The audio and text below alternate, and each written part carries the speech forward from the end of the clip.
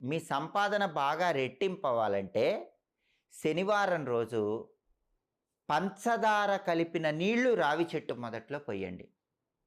పంచదార కలిపిన నీళ్లు రావి చెట్టు మొదట్లో పోస్తే రావి చెట్టు కూడా విష్ణు స్వరూపం కాబట్టి విష్ణుమూర్తి అనుగ్రహం వల్ల మీరు సంపాదించిన ధనం రెట్టింపవుతుంది.